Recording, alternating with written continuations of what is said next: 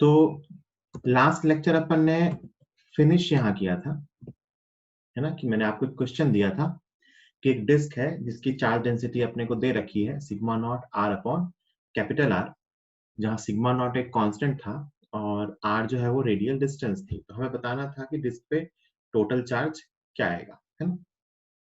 ये sigma variable है, ये आपको समझ में आ रहा है। This sigma is not constant. तो मैं सीधा सिग्मा को डिस्क के टोटल एरिया से मल्टीप्लाई नहीं कर सकता, मुझे इंटीग्रेशन की अप्रोच यूज करनी होगी। तो ध्यान से देखिए मैं क्या करने वाला हूं। डिस्क के केस में अगर मैं एलिमेंट मानूं, तो मैं एलिमेंट क्या मानूंगा, तो मैं कहूंगा कि ये डिस्क ऐसी बहुत सी रिंग्स से मिलके बनी हुई है ना।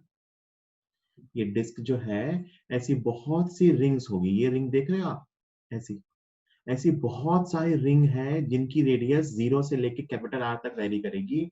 उन रिंग से मिलके अपनी ये डिस्क फॉर्म हो रही है। तो यहाँ पे डिस्क के केस में जो अपन एलिमेंट मानते हैं वो ऐसी रिंग मानते हैं। ये बेसिक अप्रोच आपने आई होप सीखी भी होगी मैथ्स में, 12th क्लास में। नहीं सीखी है तो अपन सीख सकते हैं,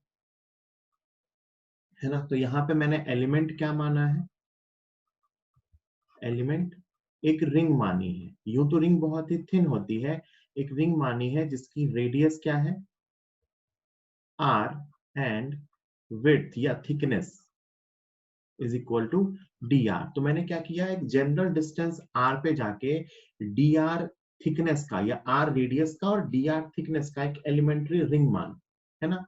और मुझे ना किसी भी r डिस्टेंस पे सिग्मा दे रखा था, sigma is equal to sigma naught क्या था function, r upon capital r. तो मुझे किसी भी आर पे सिग्मा दे रखा था। तो मैं अगर आपसे कहूं कि क्या आप इस रिंग का चार्ज लिख सकते हो, द एलिमेंट्री रिंग का चार्ज, तो आप कहोगे बिल्कुल। इसका चार्ज मैं अगर dq मानूं तो dq विल बी इसकी चार्ज डेंसिटी इनटू इसका एरिया। कौन सा एरिया, जो पार्ट मैंने शेड किया है, इसका area.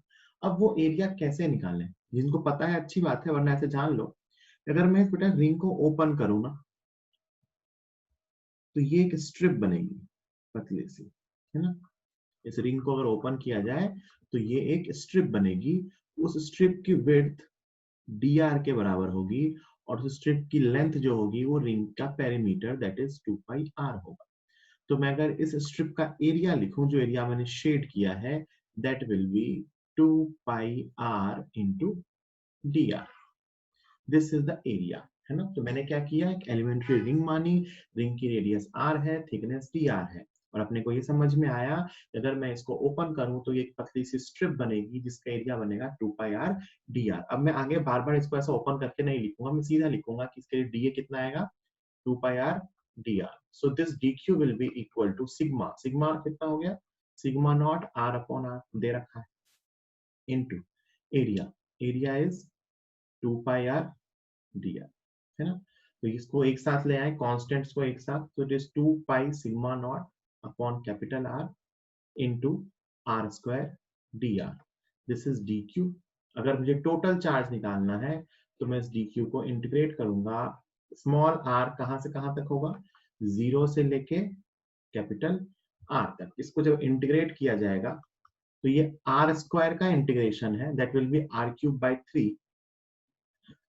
So it will be 2 pi sigma, एक r क्यूब बनेगा और वो कैपिटल R से कैंसिल होगा, तो 2 pi sigma naught r square upon 3। This will be the answer, this will be the total charge on the disc, है ना।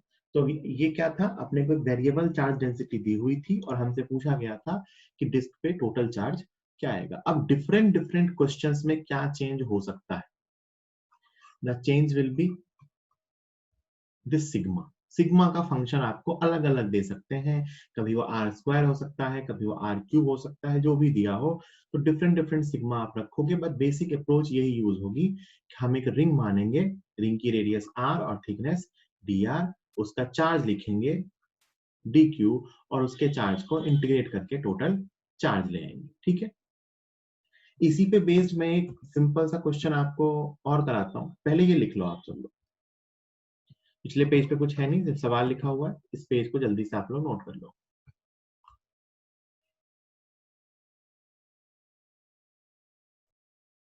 Volume charge density का क्या मतलब? तो वॉल्यूम चार्ज डेंसिटी का मतलब है कि जब चार्ज कहाँ डिस्ट्रीब्यूटेड होगा, पूरे वॉल्यूम पे। इसका सबसे अच्छा एग्जांपल जो अपन सीखेंगे वो होगा सॉलिड स्फीयर। कौन सा स्फीयर? Solid sphere. वो भी कैसा? Uniformly charged. Uniformly charge. आगे मैं आपको सिखाऊंगा नॉन कंडक्टिंग होगा ये। कैसा होगा? नॉन कंडक्टिंग, है ना। अभी ध्यान रख लेंगे यूनिफॉर्मली चार्ज सॉलिड स्फीयर का मतलब वो हमेशा नॉन कंडक्टिंग होगा, क्योंकि कंडक्टिंग स्फीयर को जो भी चार्ज देते हैं ना, वो पूरा का पूरा चार्ज उसकी सरफेस पे आ जाता है। तो वो कभी भी सॉलिड स्फीयर यूनिफॉर्मली चार्ज नहीं हो सकता। तो अगर हम यूनिफॉर्मली चार्ज सॉलिड स्फीयर की बात करेंगे तो ऑब्वियस सी बात है वो कैसा है? Non conducting. तो वॉल्यूम चार्ज डेंसिटी, तो इसमें चार्ज कहाँ होगा? पूरे वॉल्यूम पे। ठीक है। तो अगर मैं आपसे पूछूं कि इसमें क्यू को कैसे लिखोगे, तो अगर यूनिफॉर्म है, अच्छा इसको सिंबल क्या लिखते हैं? इसके लिए सर रो लिख देते हैं ना। तो अगर ये यूनिफॉर्म है, यूनिफॉर्म रो, तो आप कहोगे क्यू को लिखेंगे रो इनटू टोटल वॉल्यूम। बिल्कुल सिंपल सी बात है। अगर यूनिफॉर्म है तो क्यू को लिखूंगा रो इनटू टोटल वॉल्यूम। और अगर non uniform, non uniform rho, तो क्या करेंगे? लिखेंगे डी क्यू इज इक्वल, मतलब q total is equal to integration d q is equal to integration rho d v. जैसा अपन ने वहां सिग्मा डी ए किया था, यहाँ क्या करेंगे? रो डी वी। मतलब रो का फंक्शन यहाँ रखेंगे, डीवी लिखेंगे। डीवी क्या होगा? वॉल्यूम ऑफ, ये डीवी क्या है? Volume of element. जो एलिमेंट हम मानेंगे उसका वॉल्यूम, उसको डेंसिटी से मल्टीप्लाई करेंगे और उसको इंटीग्रेट कर लेंगे। तो वापस वही दो तरह की चीजें हैं कि अगर रो कांस्टेंट है तो अपन सीधा रो इनटू वी लिखेंगे। ऑब्वियस सी बात है ये अपने काम नहीं आएगा। दूसरा नॉन यूनिफॉर्म वाला अपने काम आएगा। तो उसमें अपन क्या करेंगे कि रो इनटू डीवी लिखेंगे। ठीक है, जल्दी से लिखिए इसको, जल्दी से सब लोग लिखिए इसको। फिर अपन इस पे बेस्ड एक क्वेश्चन करेंगे। सब लोग ये क्वेश्चन करेंगे, खुद से सोचो। वॉल्यूम चार्ज डेंसिटी पे बेस्ड अपने को ये क्वेश्चन सॉल्व करना है।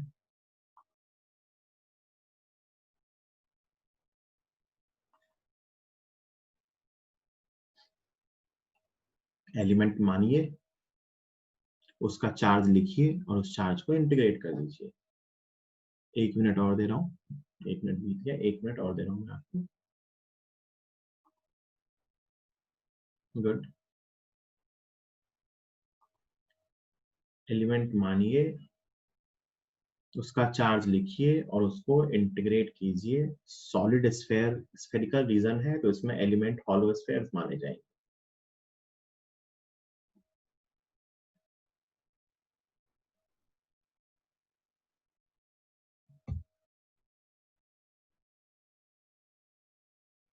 सब लोग सॉल्व करेंगे। काम आती है ये चीज आगे, जब गॉस लॉ में जाएंगे ना तो ये इंटीग्रेशन काम आता है। अपने को पता करना आना चाहिए कितना चार्ज होगा इस स्फीयर के अंदर। सबसे इंपॉर्टेंट देखा जाए तो यही है ना।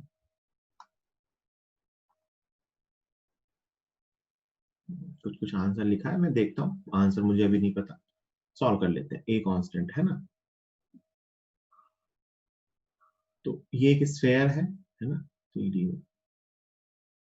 तो इसमें मैं अगर एलिमेंट मानूं तो आप कहोगे कि यहाँ पे ये क्योंकि स्फेरिकल रीजन है या सॉलिड स्फीयर है, तो यहाँ पे जब एलिमेंट मानने जाएंगे तो वो मैं हॉलो स्फीयर्स मानूंगा, है ना। तो मैंने क्या किया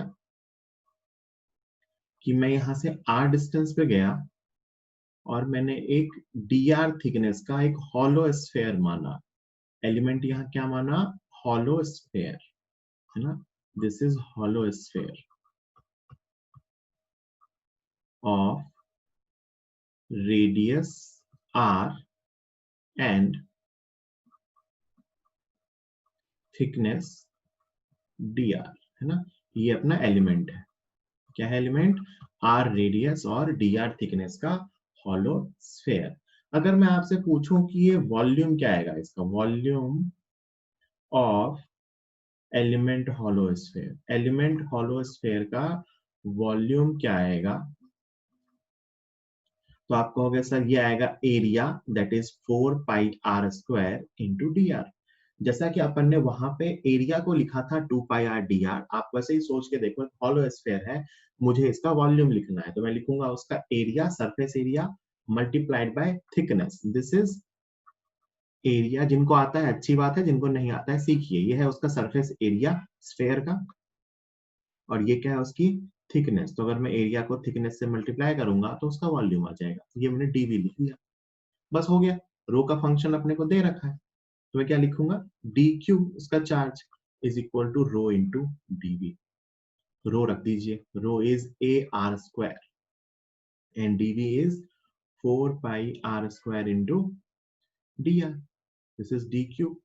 क्यू निकालना है आपको तो इसको इंटीग्रेट कर दीजिए। So it is 4 pi a R4 dr। R की लिमिट कहां से कहां तक, 0 से कैपिटल R तक। 4 पाई ए बाहर आएगा, R4 का इंटीग्रेशन होगा R5 अपॉन R5, लिमिट रखोगे तो ये आंसर आएगा 4 pi A R5 upon 5। This is the answer, this is the charge inside the sphere, है ना। जल्दी से इसको लिख लीजिए। ठीक, तो ये अपन ने डिफरेंट टाइप की चार्ज डेंसिटीज सीख ली। अगला टॉपिक अपना स्टार्ट होता है यहाँ से इलेक्ट्रिक फील्ड। इसमें यूज होगा जो अपन ने अभी ये सीखा है ना। सबसे पहले जानते हैं कि इलेक्ट्रिक फील्ड होती क्या है। तो अभी तक हमने क्या सीखा, हमने दो चार्जेस के बीच का इलेक्ट्रोस्टैटिक फोर्स सीखा है। कौन से लॉ से, कूलम्ब्स लॉ से। बट कूलम्ब्स लॉ में एक रेस्ट्रिक्शन है कि ये सिर्फ दो पॉइंट चार्ज के बीच का फोर्स बताता है। कल को हमें दूसरे सिस्टम्स भी मिल सकते हैं तो उसके लिए हम फोर्स ऐसे नहीं बता पाएंगे, है ना। अच्छा, दूसरा एक और कंसेप्ट है कि क्या है ना कि ये मान लो मैं दो पॉइंट चार्जेस के बीच के फोर्स की ही बात करूं। ध्यान से सुनना, ये बात थ्योरेटिकल सी बात है, कोई बहुत काम की नहीं है, बट बेसिक कंसेप्ट को समझना है ना।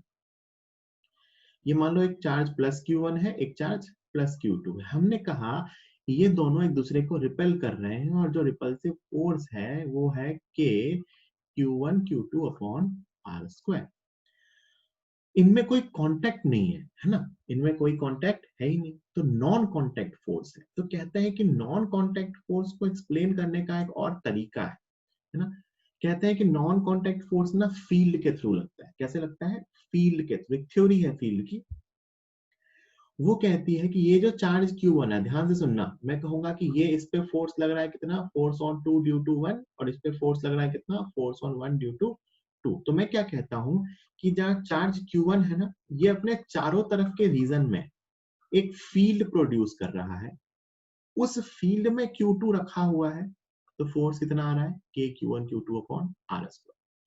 सिमिलरली कहते हैं कि Q2 अपने चारों तरफ एक फील्ड प्रोड्यूस कर रहा है, उस फील्ड में Q1 रखा हुआ है, तो उस पे फोर्स आ रहा है K Q1 Q2 upon R square. मैंने उसी फोर्स को दूसरे टाइप से लिखा। क्या कहा मैंने कि Q1 Q2 पे फोर्स क्यों लगा रहा है, क्योंकि एक नॉन कांटेक्ट फोर्स है। ये कैसे लगा रहा है, तो कहते हैं ये फील्ड के थ्रू लगा रहा है कि Q1 अपने चारों तरफ एक फील्ड प्रोड्यूस कर रहा है, उस फील्ड में मैंने Q2 रख दिया तो उस पे फोर्स आया। सोच के देखिए, इसी Q1 के सामने अगर मैं बेटा यहाँ पे Q3 रखता इसी R डिस्टेंस पे, तो फोर्स क्या आता, K Q1 Q3 upon R square.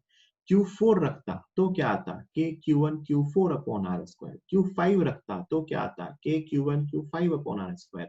तो इन सब में एक चीज कॉमन दिख रही है, वो क्या है, K Q1 upon R square. मैं अगर Q1 के सामने चार्जेस को चेंज करता जाऊं तो आप कहोगे सर फोर्सेस चेंज होते जाएंगे, लेकिन उसमें कुछ टर्म्स सेम हैं। जैसे क्या क्या है, K Q1 upon R square. तो कहा गया ये Q1 तो चार्ज जो सोर्स है अपना Q1, उसकी प्रॉपर्टी है, और ये R उस पॉइंट को स्पेसिफाई कर रहा है जिस पॉइंट पे हम दूसरा चार्ज रख रहे हैं। तो इसी चीज को ऐसे कहा गया कि फोर्स लगाने के लिए, नॉन कॉन्टेक्ट फोर्स लगाने के लिए चार्ज Q1 की फील्ड में चार्ज Q2 को रखा जाता है। तो हम उसी फील्ड को सीखने वाले हैं, है ना।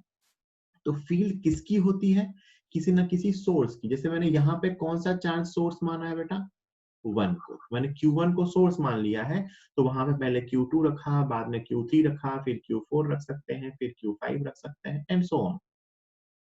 तो हम अब क्या सीखने वाले हैं इस पूरे टॉपिक में कि डिफरेंट डिफरेंट टाइप के सोर्सेस की फील्ड। जैसे पता है इसमें क्या क्या सीखेंगे? पॉइंट सोर्स, है ना, या पॉइंट चार्ज।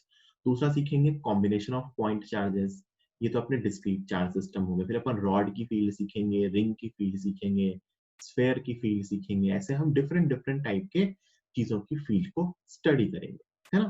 तो सबसे पहले हमें फील्ड का मतलब क्या समझा हमने थियोरेटिकली, कि थ्योरेटिकली समझें तो क्योंकि दो चार्जेस के बीच लगने वाला फोर्स एक नॉन कांटेक्ट फोर्स है, तो इसको एक्सप्लेन किया गया फील्ड की थ्योरी से कि एक चार्ज की फील्ड में दूसरे चार्ज को रखते हैं तो उस पर फोर्स आता है। ऐसी ही फील्ड मैग्नेटिक फील्ड भी होती है, कि मैं कहूँ कि दो वायर्स के बीच फोर्स लगता है, करंट कैरिंग वायर्स के बीच, तो वहां भी सेम कंसेप्ट है कि एक करंट कैरिंग वायर की मैग्नेटिक फील्ड होती है, उसमें जब दूसरे को रखते हैं तो उस पर फोर्स आता है। या आप ऐसे भी समझ सकते हो कि इन दोनों की फील्ड आपस में इंटरेक्ट कर रही है ना, Q1 की फील्ड है, Q2 की फील्ड है, उनकी फील्ड आपस में इंटरेक्ट करती है और उस फील्ड के इंटरेक्शन से फोर्स लगता है। ऐसा ही ग्रेविटेशनल फील्ड में भी होता है कि एक पॉइंट मास होता है, दूसरा पॉइंट मास होता है, दोनों पॉइंट मास अपनी अपनी फील्ड प्रोड्यूस करते हैं और उनकी ग्रेविटेशनल फील्ड आपस में इंटरेक्ट करती है ना। तो अपने कोर्स में तीन टाइप के नॉन कांटेक्ट फोर्सेस हैं। कौन कौन से? इलेक्ट्रिक फोर्स, मैग्नेटिक फोर्स और ग्रेविटेशनल फोर्स। तो इन तीनों को फील्ड के हेल्प से समझते हैं। तो अपने कोर्स में तीन टाइप की फील्ड है, electric field, magnetic field and gravitational field. तो फील्ड क्या है? तो field is simply a method to understand or to justify the non-contact forces. Non-contact forces को समझने का एक तरीका है कि हम कह रहे हैं कि इनके fields आपस में interact कर रहे हैं। कोई कुछ दिखता नहीं है, हमने ऐसा माना है, उसकी वैल्यू कैलकुलेट करेंगे, है ना। कोई फिजिकल एग्जिस्टेंस आपको फील्ड की दिखेगी नहीं, बट हाँ इसकी मैथमेटिकल एग्जिस्टेंस है, थ्योरेटिकल एग्जिस्टेंस है, इससे सारी थ्योरीज अपनी एक्सप्लेन होती है ना। यहां तक कोई डाउट किसी को? सिंपल सी कहानी थी जो मैंने आपको सुनाई, है ना, कि फील्ड का मतलब क्या है। यहाँ की चार्ज वाली फील्ड है तो इलेक्ट्रिक फील्ड है, आगे मैग्नेटिक फील्ड सीखेंगे, फिर अपने को ग्रेविटेशनल फील्ड भी सीखना है। तो फील्ड का सिर्फ इतना सा मतलब है कि एक चार्ज या एक सोर्स की चारों तरफ उसकी फील्ड है, दूसरे सोर्स की अपनी फील्ड है, फील्ड आपस में इंटरेक्ट करती है, ठीक है। अच्छा, यहाँ आप अगर सिंपली ध्यान से देखो ना, तो मैं देख रहा हूँ कि यहाँ पे सोच के देखो फील्ड का फॉर्मूला क्या आएगा। तो मुझे दिख रहा है कि k Q one upon are square को अपन फील्ड जैसा कुछ मान सकते हैं। आगे मैं बताऊंगा फील्ड की डेफिनेशन क्या लेते हैं, बट यहाँ मुझे दिख रहा है कौन सी टर्म कांस्टेंट आ रही है, K Q one upon are square. तो मैं कह सकता हूँ कि एक्चुअली में जो Q1 चार्ज है वो खुद से r डिस्टेंस पे एक इफेक्ट प्रोड्यूस कर रहा है या फील्ड प्रोड्यूस कर रहा है, that is K Q one upon are square, है ना। इसी को अपन आगे फील्ड के फॉर्म में डिफाइन करेंगे, ठीक। इस स्लाइड पे वैसे तो लिखने लायक कुछ है नहीं, फिर भी आप कुछ लिखना चाहते हो अपने वर्ड्स में तो लिख लो, 30 सेकेंड दे रहा हूँ। जस्ट इलस्ट्रेशन समझाया था मैंने ये, फिर भी आप अपने वर्ड्स में कुछ लिखना चाहते हो उसको ड्रॉ करके तो अपने वर्ड्स में कुछ लिख लो, मैं कुछ डिक्टेट नहीं कर।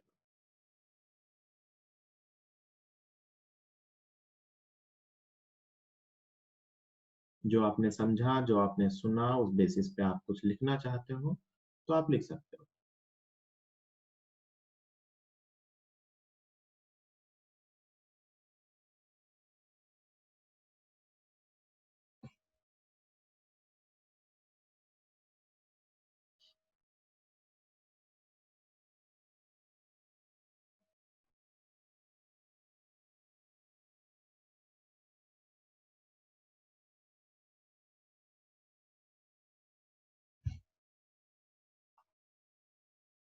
ठीक है, चलिए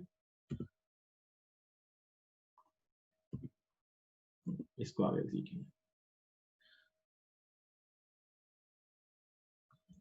अब इस इलेक्ट्रिक फील्ड को डिफाइन कैसे किया गया, है ना। तो सुनना ध्यान से, इसकी डेफिनेशन क्या होती है।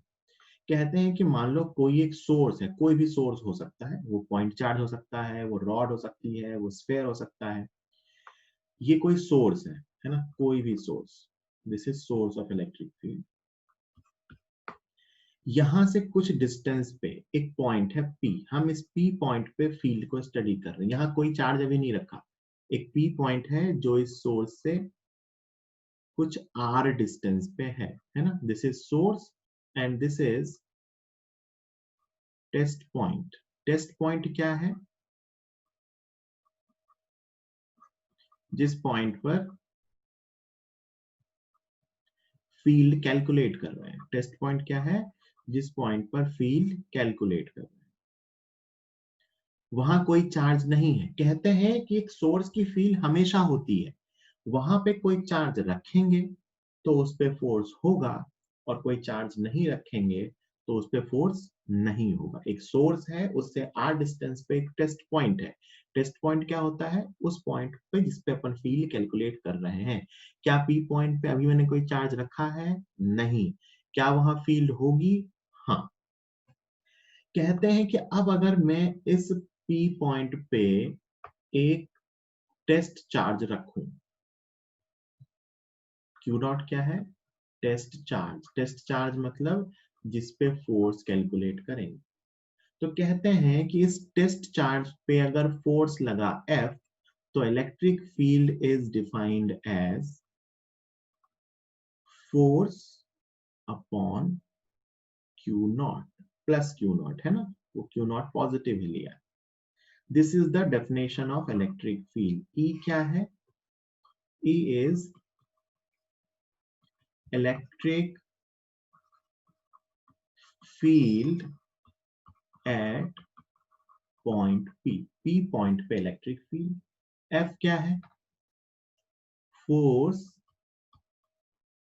experienced by test charge. Test charge ने कितना फोर्स एक्सपीरियंस किया, एंड Q नॉट क्या है? Test charge.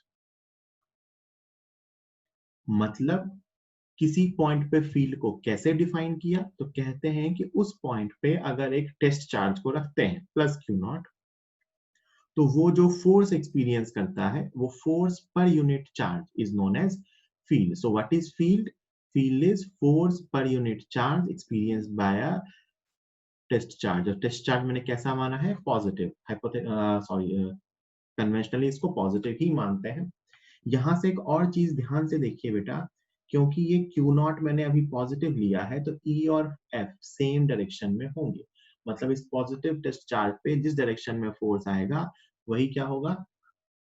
अपने फील्ड की डायरेक्शन। कल को मैं निगेटिव चार्ज लूंगा तो उस पर फील्ड के ऑपोजिट फोर्स। तो ये इलेक्ट्रिक फील्ड की बेसिक डेफिनेशन है कि इलेक्ट्रिक फील्ड को कैसे डिफाइन किया कि उस पॉइंट पे मैंने एक पॉजिटिव टेस्ट चार्ज अगर रख दिया तो उस टेस्ट चार्ज पे जो पर यूनिट चार्ज फोर्स आएगा that is known as electric field. कई बार इसको इलेक्ट्रिक फील्ड बोल देते हैं, कई बार इसको इलेक्ट्रिक फील्ड इंटेंसिटी भी बोल देते हैं, है ना। इसकी यूनिट अगर आप देखोगे यहीं से, तो फोर्स की यूनिट क्या है? कूलम, सॉरी न्यूटन, और चार्ज की क्या है? कूलम। तो इसकी एक यूनिट यहीं से दिख रही है, न्यूटन पर कूलम। क्या है इसकी यूनिट? न्यूटन पर कूलम। आप डायमेंशन भी निकाल सकते हो, फोर्स की डायमेंशन जानते हो, चार्ज की जानते हो। एक यूनिट और आगे सीखोगे पोटेंशियल की टर्म में, तो पोटेंशियल की टर्म में इसकी यूनिट होती है पोटेंशियल। आगे आप जानते हो के क्यू आई आर की टर्म में आएगा, तो ये वोल्ट पर मीटर आ जाता है ना। तो कई बार आपको ये न्यूटन पर कूलम में दिया होगा, कई बार आपको ये वोल्ट पर मीटर में दिया होगा। एक ही बात है, दोनों इलेक्ट्रिक फील्ड या इलेक्ट्रिक फील्ड इंटेंसिटी की यूनिट्स है। तो किसी पॉइंट पे इलेक्ट्रिक फील्ड कैसे डिफाइन करते हैं कि वहां पे अगर एक टेस्ट चार्ज रखें तो उस टेस्ट चार्ज पे पर यूनिट चार्ज जो फोर्स आता है that is known as electric field. ये बेसिक सी डेफिनेशन है। वहां पे हम टेस्ट चार्ज रखें या ना रखें, एक सोर्स की फील्ड वहां हमेशा होगी, क्योंकि सोर्स है तो सोर्स के चारों तरफ फील्ड है। अब इस चैप्टर में हम, इस टॉपिक में हम क्या करने वाले हैं कि डिफरेंट डिफरेंट सोर्सेस की फील्ड को कैलकुलेट करने वाले हैं। तो अपना ये टॉपिक क्या है? To calculate source due to different types of field. और उसका यूज क्या होगा कि मुझे अगर किसी पॉइंट पे फील्ड पता है तो मैं उसे चार्ज से मल्टीप्लाई करूंगा और फोर्स आ जाएगा। तो जो हमारे कूलम्स लॉ की रिस्ट्रिक्शन थी वो खत्म हो जाएगी। जल्दी से स्लाइड को लिख लीजिए, फिर अपन आगे चलेंगे। अगर किसी पॉइंट पे इलेक्ट्रिक फील्ड E है और हम उस पॉइंट पे Q चार्ज रखते हैं, तो उस चार्ज पे फोर्स कितना आएगा? Q into E। ये फोर्स क्या कौन लगा रहा है?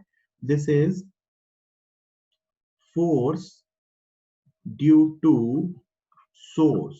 सोर्स कौन? Source of electric field on Q। Electric field का सोर्स Q चार्ज पे कितना फोर्स लगा रहा है, तो वो आएगा F equal to Q into E। E क्या है? Electric field due to source. Q क्या है? जो चार्ज आपने रखा। यहीं से आप एक चीज सोचो कि इफ Q इज पॉजिटिव, अगर Q कैसा है? पॉजिटिव, मतलब जो चार्ज आप फील्ड में रख रहे हो अब फोर्स कैलकुलेट करने के लिए, वो अगर पॉजिटिव है, तो आप कहोगे F वेक्टर और E वेक्टर आपस में पैरेलल है। और अगर ये Q नेगेटिव है, तो ये कैसा है? Anti parallel. कैसा है? Anti parallel. इसका मतलब इलेक्ट्रिक फील्ड पॉजिटिव चार्ज पे अपनी डायरेक्शन में फोर्स लगाती है और नेगेटिव चार्ज पे अपने ऑपोजिट फोर्स लगाती है। ये यहाँ से देख सकते हैं, ये इंपॉर्टेंट फॉर्मूला है, F equal to Q E. मतलब अगर E इलेक्ट्रिक फील्ड है किसकी वजह से? किसी भी सोर्स की वजह से, तो उस E इलेक्ट्रिक फील्ड में अगर मैं एक Q चार्ज रखता हूं, तो उस पर फोर्स आएगा F equal to Q into e. अब अगर वो चार्ज पॉजिटिव है तो उस पर फोर्स फील्ड की डायरेक्शन में आएगा, अगर वो चार्ज नेगेटिव है तो फोर्स फील्ड के ऑपोजिट आएगा। ठीक, ये बेसिक सी चीज है कि अगर मैं किसी भी पॉइंट चार्ज पे फोर्स निकालना चाहता हूं तो कैसे निकालेंगे। सिंपल सा फॉर्मूला है, F equal to Q into e. जल्दी से लिख लीजिए इसको, आगे चलते हैं। अगला है properties of electric field intensity. Electric field intensity कहें या इलेक्ट्रिक फील्ड कहें, एक ही बात होती है ना। तो जो अपन ने ई वेक्टर सीखा उसकी प्रॉपर्टीज सीखने वाले हैं। ये प्रॉपर्टीज मैंने आपको पीछे बता दी हैं, बस मैं एक एक करके इसको समझा रहा हूँ। These are the properties of electric field intensity. पहली property, it is a vector quantity. पहली प्रॉपर्टी क्या है बेटा? ये कैसी क्वांटिटी है? वेक्टर। ऑब्वियस सी बात है, इक्वल टू क्यू इंटू ई में क्यू स्केलर है तो ई क्या है? वेक्टर। और इसका डायरेक्शन क्या होता है? पॉजिटिव चार्ज पे जिधर फोर्स लगता है उसकी डायरेक्शन में। क्यों होता है? क्योंकि डिफाइन ही ऐसे किया ना, E equal to F by Q naught. और जो अपन ने क्यू नॉट लिया था टेस्ट चार्ज फील्ड को डिफाइन करने में, वो कैसा लिया था? पॉजिटिव। तो by definition electric field intensity की डायरेक्शन क्या होती है कि उस पॉइंट पे पॉजिटिव चार्ज रखने पे जिधर फोर्स आएगा वही फील्ड की डायरेक्शन होगी। पहली बात, तो ये पहला पॉइंट था, वेक्टर क्वांटिटी है। अच्छा, इसकी यूनिट न्यूटन पर कूलम। मैंने आपको एक और बता दी, क्या बता दी? वोल्ट पर मीटर। डायमेंशन आप निकाल सकते हो, है ना। ठीक, ये भी मैंने आपको बता दिया कि अगर उसको रख दिया है तो F इक्वल टू क्यू ही आता है। क्यू पॉजिटिव है तो पॉजिटिव चार्ज पे फील्ड की डायरेक्शन में फोर्स आता है, नेगेटिव चार्ज पे फील्ड के ऑपोजिट डायरेक्शन में फोर्स आता है। ठीक है, अगला एक पॉइंट यहाँ लिखा हुआ है कि it obeys principle of superposition. मतलब डिफरेंट डिफरेंट फील्ड अगर अपने को दी हुई है तो नेट फील्ड निकालने के लिए अपन क्या कर सकते हैं? उनका vector sum. Principle of superposition आपको फोर्स में बताया था, वैसे यहाँ भी आएगा E1 plus E2 plus E3, सारे फोर्सेस का वेक्टर सम करेंगे और एक की फील्ड दूसरे कारण अफेक्टेड नहीं होगी। Net field will be vector sum. इसमें भी कुछ नई बात नहीं है। दूसरा पॉइंट क्या है, ये थोड़ा सा समझ सकते हैं।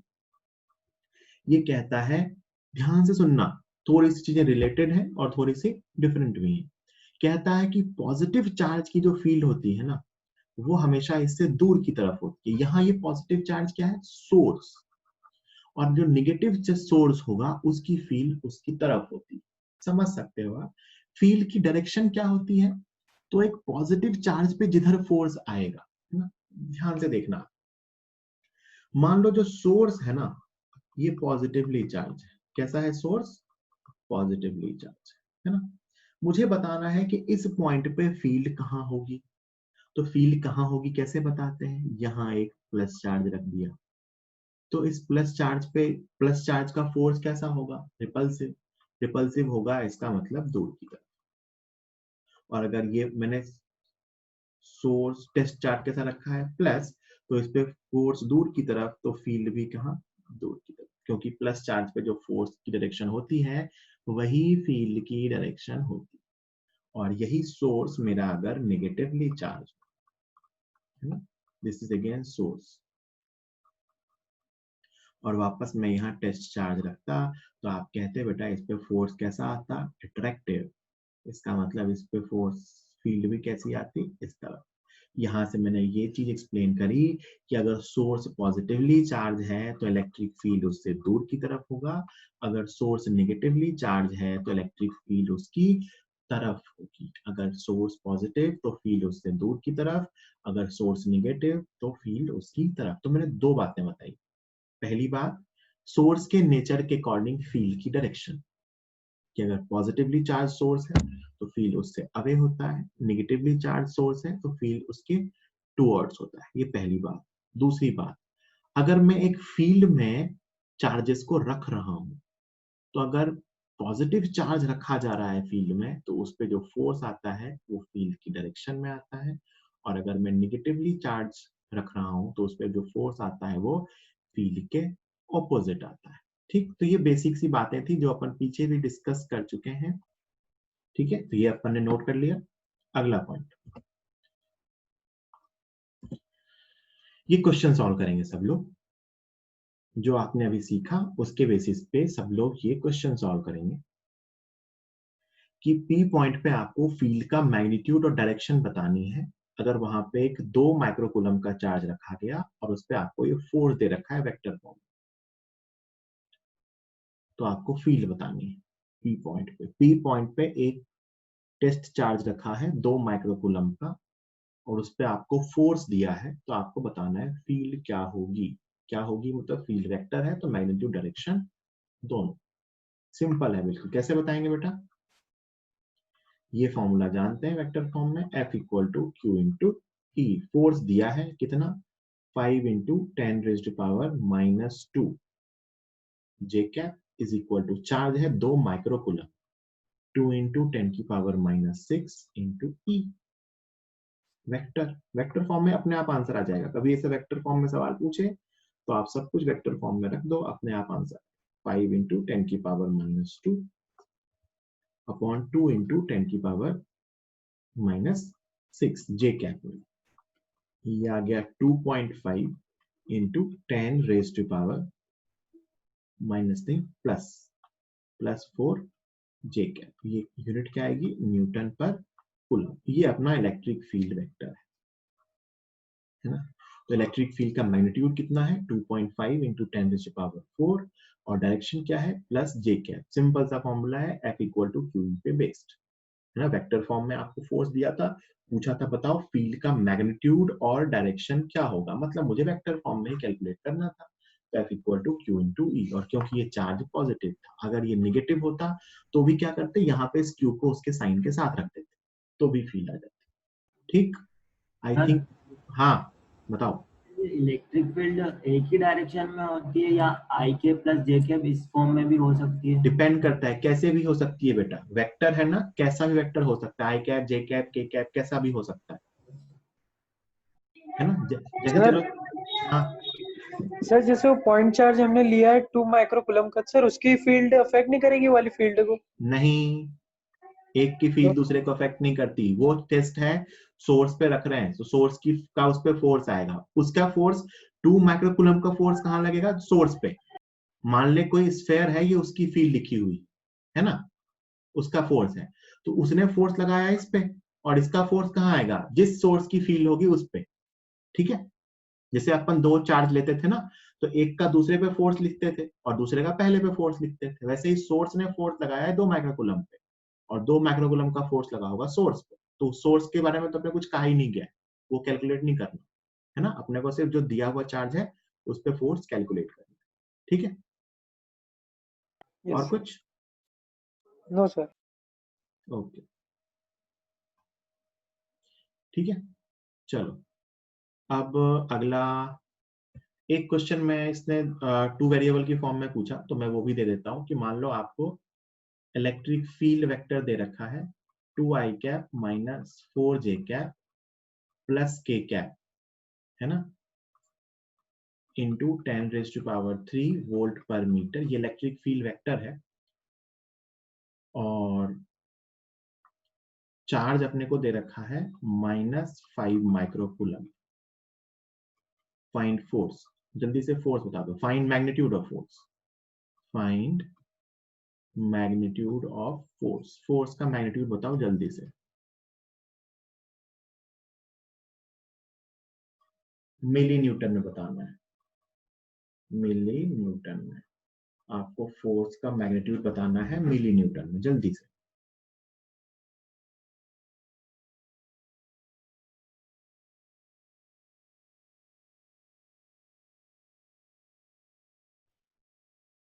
जल्दी, कोई स्क्रीन नहीं देखेगा, सब सॉल्व करेंगे, मैं भी कर रहा हूं।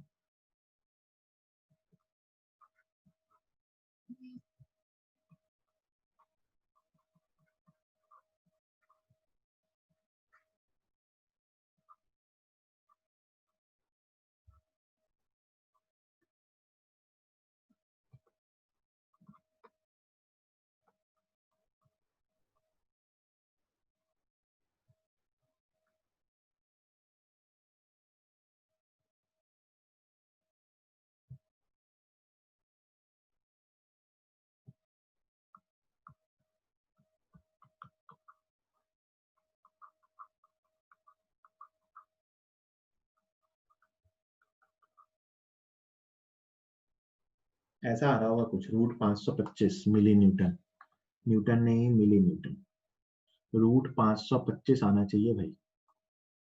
18, ये 18 कैसे आया भाई? 18 जिसका आंसर आया वो कैसे आ गया? ये सही है क्या कि मैंने कोई मिस्टेक करी? सर वो अपॉन 10 है ना? सुनो ध्यान से, ये क्या है, इलेक्ट्रिक फील्ड को रिप्रेजेंट कैसे करते हैं। मैंने आपको पहले बताया इलेक्ट्रिक फील्ड क्या है, एक हाइपोथेटिकल कंसेप्ट है जो अपन यूज करते हैं दो चार्जेस या दो नॉन कॉन्टैक्ट फोर्सेस जो लग रहे थे उनको रिप्रेजेंट करने के लिए। तो इलेक्ट्रिक फील्ड को ना रिप्रेजेंट करते हैं इलेक्ट्रिक फील्ड लाइन से। कैसे रिप्रेजेंट करते हैं? इलेक्ट्रिक फील्ड लाइन से। तो इसी इलेक्ट्रिक फील्ड लाइन के बारे में कुछ इंपॉर्टेंट बातें अपन सीखने वाले हैं। सबसे पहला first point, electric field line क्या होती है? These are imaginary line. सबसे इंपॉर्टेंट ये बात है कि कैसी लाइंस हैं? Imaginary lines. Electric field lines are imaginary lines drawn in such a way that at any direction the tangent is in the direction of electric field. सबसे पहला कि ये इमेजिनरी लाइन है और ये ऐसे ड्रॉ की जाती है कि मैं किसी भी पॉइंट पे अगर इस पे टेंजेंट ड्रॉ करूं तो वो टेंजेंट क्या दिखाएगा? इलेक्ट्रिक फील्ड की डायरेक्शन। ये बात समझो, है ना? समझते चलो, इसमें लिखने को तो मैं दे दूंगा आपको। जैसे मान लो मैं कहता हूं कि, एक मिनट, ये एक इलेक्ट्रिक फील्ड लाइन है ना, ऐसे गई हुई है। अगर मैं इस पॉइंट पे टेंजेंट ड्रॉ करूं तो इधर आएगा, इस पॉइंट पे टेंजेंट ड्रॉ करूं तो इधर आएगा, इस पॉइंट पे टेंजेंट ड्रॉ करूं तो इधर आएगा। तो जो टेंजेंट की डायरेक्शन होती है एक इलेक्ट्रिक फील्ड लाइन पे, वही क्या होती है? उस पॉइंट पे इलेक्ट्रिक फील्ड की डायरेक्शन, क्योंकि इलेक्ट्रिक फील्ड को डिफाइन ही ऐसे किया गया। पहली बात, है ना? तो इलेक्ट्रिक फील्ड लाइन अब अपन को दी हुई है तो अपन डायरेक्शन कैसे निकालेंगे? जैसे मान लो मैं कह रहा हूँ कि इलेक्ट्रिक फील्ड ऐसे बनी हुई है, बताओ इस पॉइंट पे फील्ड किधर है? एरो दिया हुआ है आपको पहले से, तो इधर की तरफ, है ना, टेंजेंट। तो इलेक्ट्रिक फील्ड लाइन पे अगर टेंजेंट ड्रॉ करें किसी पॉइंट पे तो क्या मिलेगा? उस पॉइंट पे इलेक्ट्रिक फील्ड की डायरेक्शन। ये तो उसके डायरेक्शन के बारे में हो गई। कहते हैं ना कि इससे अपन फील्ड की स्ट्रेंथ भी बता सकते हैं कि अगर किसी क्रॉस सेक्शन एरिया से ज्यादा फील्ड लाइन जा रही है, मतलब number of field line per unit area ज्यादा है, तो अपन कहते हैं स्ट्रॉन्ग फील्ड है। और अगर कम जा रही है तो वीक फील्ड है। मतलब अगर डेंस फील्ड लाइंस है ना, तो dense field lines strong field को बताते हैं, और मतलब कंपैरेटिवली कम डेंस फील्ड लाइंस उससे वीक फील्ड को बताते हैं। और डेंसिटी कैसे देखेंगे? तो अपन कहेंगे फील्ड लाइंस बिल्कुल ऐसे दिख रही हो कि मैं same area of cross section लूं, एक जगह उस एरिया से, उतने ही एरिया से 100 फील्ड लाइन जा रही है और एक जगह उतने ही एरिया से 50 फील्ड लाइन जा रही है। तो अपन क्या कहेंगे कि जहां पे 100 है वहां स्ट्रॉन्ग फील्ड है, जहां पे 50 है वहां पे वीक फील्ड है। मतलब ऐसा समझना कि मैं अगर आपसे कहता हूं कि मान लो फील्ड लाइंस आपको ऐसी दे रखी है ना, ऐसे, है ना? तो आप ध्यान से देखो कि यहाँ पे फील्ड लाइंस पास पास हैं और यहाँ पे फील्ड लाइंस दूर दूर है। इसका मतलब अगर इसको मैं पॉइंट 1 मानूं और इसको मैं पॉइंट 2 मानूं, तो 1 पे फील्ड स्ट्रांग है और 2 पे फील्ड वीक है, क्योंकि इतने ही एरिया से यहाँ कम लाइन जाएंगी। ऐसा मान लो यहाँ फील्ड लाइन डेंस है, यहाँ फील्ड लाइन कम डेंस है, तो जहां फील्ड लाइंस ज्यादा डेंस है वहां फील्ड स्ट्रांग होती है, तो E1 is greater than E2। ये कहां से देखा? फील्ड लाइन की डेंसिटी से। तो वही दूसरा पॉइंट लिखा हुआ है, electric fields can also be used for comparing magnitude of electric field intensity. इसका जो नंबर होता है वो उसके प्रोपोर्शनल। ठीक है, तो ये बेसिक सी दो चीजें थी। तो हमने क्या क्या सीखा कि इलेक्ट्रिक फील्ड लाइंस पे अगर टेंजेंट ड्रॉ करते हैं तो इलेक्ट्रिक फील्ड की डायरेक्शन मिलती है। डेंसर लाइंस स्ट्रॉन्गर फील्ड, कम less denser lines weaker field, है ना। अब कुछ प्रॉपर्टीज यहाँ पे लिखी हुई हैं। इमेजिनरी कर्व्स हैं, ये तो पता है। स्मूथ कर्व्स हैं। स्मूथ कर्व का क्या मतलब? स्मूथ कर्व का मतलब no sharp corners. Smooth curves का क्या मतलब? Sharp corners electric field line में नहीं हो सकते। शार्प मतलब ऐसी फील्ड लाइन नहीं बन सकती, है ना। क्यों नहीं बन सकते? अगर ऐसी फील्ड लाइन बनाई ना बेटा, तो ये जो शार्प कॉर्नर आया कैसा भी, इस शार्प कॉर्नर पे इधर से टेंजेंट ड्रॉ करेंगे तो इधर आएगा, और इधर से टेंजेंट ड्रॉ करेंगे तो इधर आएगा। शार्प कॉर्नर्स पॉसिबल नहीं है। या फिर आप, मैं साइड में रफ में एक्सप्लेन कर रहा हूँ, जो मेन चीज कंटेंट है वो बीच में लिखा हुआ है ना, मैं आपको रफ करके वो पॉइंट समझा रहा हूँ, तो देखिएगा ध्यान से। अगर मैं कहूँ कि ऐसी हो सकती है फील्ड लाइन, है ना, नहीं हो सकती, क्योंकि सोच के देखो, इधर से जाओगे ना तो टेंजेंट ऐसा आएगा, और इधर से जाओगे तो टेंजेंट ऐसा आएगा। मतलब एक पॉइंट पे फील्ड की दो डायरेक्शन आ जाएगी अगर शार्प कॉर्नर आया तो। और हम जानते हैं एक पॉइंट पे दो डायरेक्शन नहीं हो सकती फील्ड की, एक ही डायरेक्शन आएगी, इसीलिए शार्प कॉर्नर्स एग्जिस्ट नहीं करेंगे। तो स्मूथ कर्व्स हैं, स्मूथ कर्व्स का मतलब शार्प कॉर्नर एग्जिस्ट नहीं करेंगे। ठीक है, can not cross each other, same logic. अगर वो क्रॉस कर गए, मान लो दो फील्ड लाइंस एक पॉइंट पे इंटरसेक्ट कर गए, वापस जो पॉइंट ऑफ इंटरसेक्शन होगा वहां पे दो डायरेक्शन आएगी जो पॉसिबल नहीं है। तो यहाँ से अपन ने दो बातें सीखी। क्या क्या? कि स्मूथ कर्व्स होते हैं, मतलब कोई भी शार्प कॉर्नर एग्जिस्ट नहीं करता है, और दूसरा, दो फील्ड लाइंस एक दूसरे को कट नहीं करेंगी, क्योंकि फील्ड लाइंस के कट करने का मतलब हो जाएगा कि एक जो कटिंग वाला पॉइंट है वहां पे दो डायरेक्शंस। तीसरा पॉइंट है can never form close loops. अच्छा, ये कैसे होता है ना, मैं बताता हूँ आपको। ऐसा समझो कि जो फील्ड लाइंस ओरिजिनेट होती हैं वो होती है पॉजिटिव चार्ज से, है ना, क्योंकि वहां से फील्ड दूर की तरफ थी। और जो फील्ड लाइंस टर्मिनेट होती हैं वो कहाँ होती हैं? Negative charge. तो electric field lines start from positive charge and terminate at negative charge, है ना। तो अगर मैं कह रहा हूं कि ये क्लोज लूप बना रही है, तो क्लोज लूप का मतलब स्टार्ट कहां से होगी? पॉजिटिव से। खत्म कहां पे होगी? नेगेटिव पे। तो क्लोज लूप का मतलब जिस पॉइंट पे पॉजिटिव चार्ज है उसी पॉइंट पे नेगेटिव चार्ज है। भाई मान लो मैं कहता हूँ क्लोज लूप, है ना, ऐसे। तो इसका मतलब यहां से स्टार्ट हुई और घूम के यहीं पे खत्म हो गई।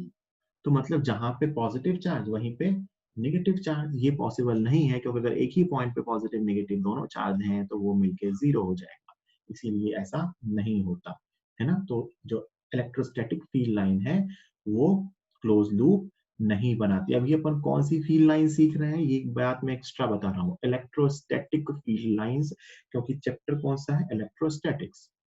आगे जब EMI पढ़ लोगे ना, तो वहां पे मैं एक तरह की इलेक्ट्रिक फील्ड और बताऊंगा, उसे बोलते हैं इंड्यूस्ड इलेक्ट्रिक फील्ड, उसकी बात नहीं करेंगे। अभी अपन हार्ड एंड फास्ट क्या सीख रहे हैं? इलेक्ट्रोस्टैटिक फील्ड लाइंस, है ना। ठीक, तो ये कभी भी क्लोज लूप फॉर्म नहीं करती। क्यों? क्योंकि हम जानते हैं कि अगर क्लोज लूप फॉर्म किया तो प्लस से स्टार्ट होके माइनस पे खत्म नहीं हो सकती, है ना। एक और लॉजिक है, लेकिन वो आगे सीखेंगे, है ना, वर्क डन के हिसाब से सीखते हैं। ये इंपॉर्टेंट पॉइंट है। The number of field lines originating from और terminating to is proportional to the magnitude of charge. मैंने क्या बताया? इलेक्ट्रिक फील्ड लाइन कहां से ओरिजिनेट होती है? प्लस चार्ज से। और कहां खत्म होती है? माइनस चार्ज पे। तो मैं कहता हूं कि अगर ज्यादा चार्ज है ना तो ज्यादा फील्ड लाइन निकलेगी, और अगर कम चार्ज है तो उससे कम फील्ड लाइन निकलेगी। मतलब किसी भी सोर्स या किसी भी टेस्ट चार्ज पे जितनी फील्ड लाइन निकल या टर्मिनेट हो रही हैं वो उसके मैग्नीट्यूड पे डिपेंड करेगा। जैसे कि इस डायग्राम में देखिए, ए से फील्ड लाइंस निकल रही हैं, कितनी निकली, 1 2 3 3 6 7 11 15 फील्ड लाइन ए से निकल रही हैं। और बी पे कितनी टर्मिनेट हो रही है, तो अंदर वाली तो सब हो गई, यहां से 4 4 थे और यहाँ 3 3 ही टर्मिनेट, मतलब ए से ज्यादा फील्ड लाइन निकली और बी पे कम फील्ड लाइन टर्मिनेट हुई, तो मैं कह सकता हूं कि ए का मैग्नीट्यूड बी से ज्यादा है ना।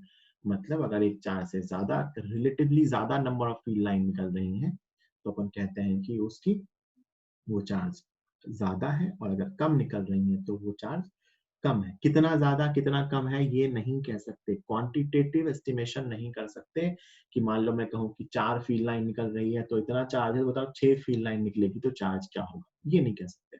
हाँ ये जरूर कह सकते हैं कि एक 4 से 4 फील्ड लाइन निकल रही है, एक 4 से 6 फील्ड लाइन निकल रही है, तो जिससे 6 फील्ड लाइन निकल रही होगी उसका चार्ज ज्यादा होगा, जिससे 4 फील्ड लाइन निकल रही होगी उस पर चार्ज कम होगा, है ना। अगली प्रॉपर्टी वैसे तो अपन कंडक्टर में सीखेंगे, बस ये जान लो है ना, कि कंडक्टर की सरफेस पे फील्ड लाइन परपेंडिकुलर होती है। क्या सिखाया मैंने, कंडक्टर की सरफेस पे फील्ड लाइन परपेंडिकुलर होती है इलेक्ट्रोस्टैटिक कंडीशन में। आगे इसको मैं एक्सप्लेन करूंगा जब अपन कंडक्टर पढ़ेंगे डिटेल में। अभी इस पॉइंट को याद रखेंगे कि कंडक्टर की सरफेस पे फील्ड लाइन चाहे स्टार्ट हो पॉजिटिव चार्ज से या एंड हो नेगेटिव चार्ज पे, वो कैसी होती है, सरफेस के परपेंडिकुलर। अगर कोई इलेक्ट्रिक फील्ड नहीं है तो कोई फील्ड लाइन भी नहीं, क्योंकि इलेक्ट्रिक फील्ड को ही रिप्रेजेंट कर रहे हैं फील्ड लाइन से, तो अगर किसी रीजन में इलेक्ट्रिक फील्ड ही नहीं है तो वहां पे इलेक्ट्रिक फील्ड लाइंस भी नहीं होंगी। ये बात मैंने आपको बता दी। अगली पॉइंट कि जो क्राउडेड फील्ड लाइंस होती है वो ज्यादा फील्ड बताती है, और जो डिस्टेंट फील्ड लाइंस होती है वो वीक फील्ड बताती है। ये भी बता दिया कि जो टेंजेंट होता है वो किसी पॉइंट पे इलेक्ट्रिक फील्ड की डायरेक्शन को बताता है। ये फील्ड लाइंस की डिफरेंट डिफरेंट प्रॉपर्टीज थी। इसमें जो इंपॉर्टेंट चीजें हैं वो ध्यान रखनी है। क्वेश्चन कैसा बनता है कि आपसे पूछते हैं कि बताओ इनमें से कौन कौन सी फील्ड लाइन पैटर्न सही है ना। तो कुछ इंपॉर्टेंट चीजें ध्यान रखेंगे। स्मूथ कर्व होता है, शार्प कॉर्नर नहीं आएंगे किसी भी फील्ड लाइन में, मतलब अगर शार्प कॉर्नर आ गया तो वो डायग्राम गलत है। फील्ड लाइंस इंटरसेक्ट नहीं करनी चाहिए। अगर इलेक्ट्रोस्टैटिक फील्ड लाइन है तो क्लोज्ड लूप नहीं बनाएगा। अगर इलेक्ट्रोस्टैटिक फील्ड लाइन है तो क्लोज लूप नहीं बनाएगा। पॉजिटिव चार्ज से निकलेगा, नेगेटिव चार्ज पे खत्म होगा, कंडक्टर की सरफेस पे परपेंडिकुलर होगा, और जहां कोई फील्ड नहीं होती वहां फील्ड लाइन भी नहीं होगी। ये इंपॉर्टेंट प्रॉपर्टीज हैं फील्ड लाइंस की जो हमारे काम आएंगी। अब सब लोग इसको जल्दी से नोट कर लें, जल्दी से सवाल का आंसर बताएंगे। फील्ड लाइन पैटर्न के बारे में आपको जो कुछ समझाया उस पे बेस्ड आपको इस क्वेश्चन का आंसर बताना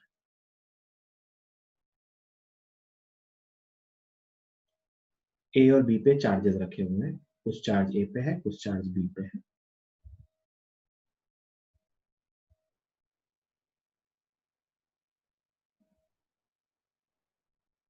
सब लोग ठीक, ऑलमोस्ट लोगों का आंसर आ गया। सिंपल है बिल्कुल, है ना। ये दिख रहा है कि ए से फील्ड लाइन ऑरिजिनेट हो रही है, बी पे फील्ड लाइन टर्मिनेट हो रही है, मतलब ए पे चार्ज कैसा है रखा हुआ है बेटा, पॉजिटिव, बी पे कैसा रखा हुआ है, नेगेटिव। पहली बात तो ये पता चल गई।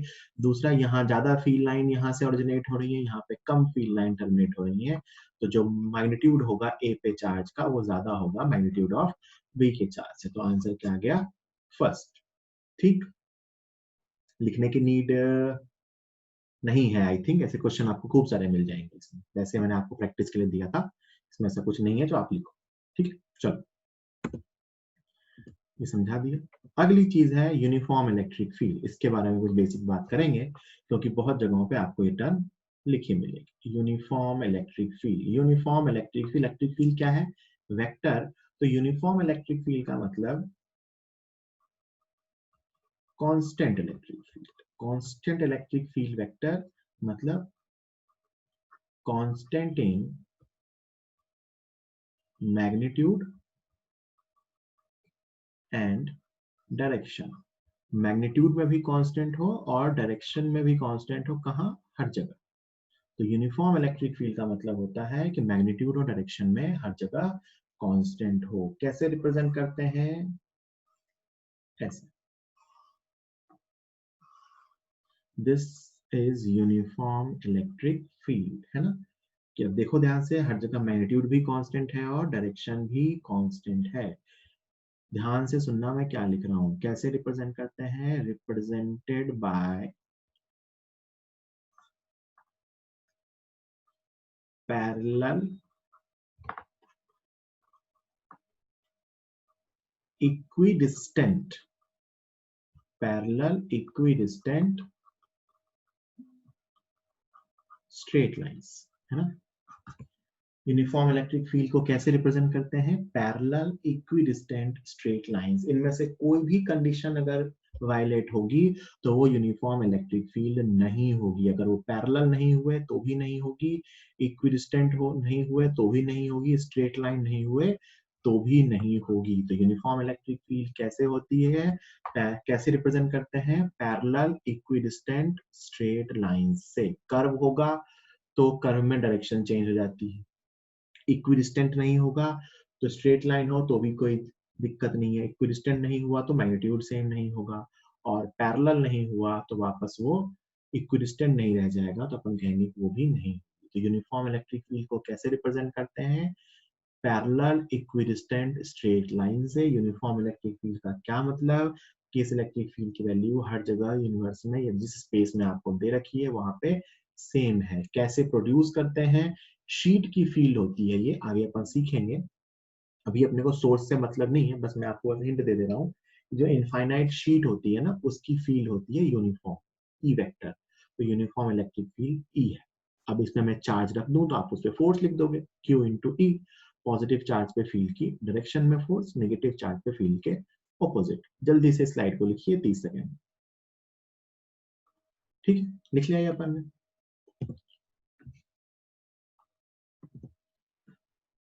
अब जैसे कि मैं फोर्स लिखना चाहूं, है ना, तो मान लो अपने को यूनिफॉर्म इलेक्ट्रिक फील्ड इधर दे रखी है।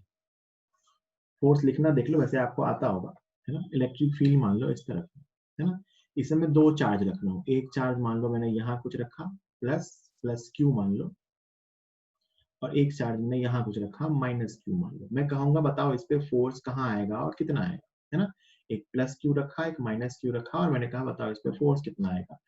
तो प्लस चार्ज पे फील्ड की डायरेक्शन में फोर्स आता है, तो इस पे फोर्स आगे आएगा क्यू। माइनस चार्ज पे फील्ड के ऑपोजिट फोर्स आता है, F इक्वल टू क्यू।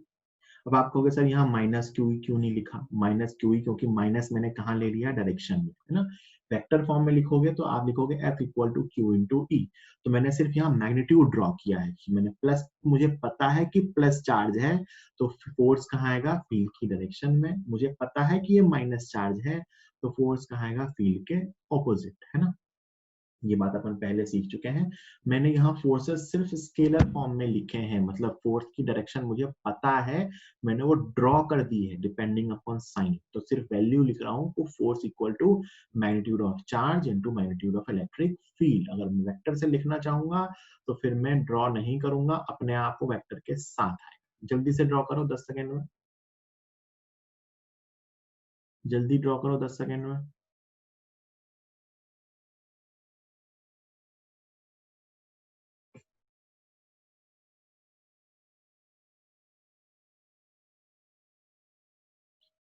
चलो अगला सवाल।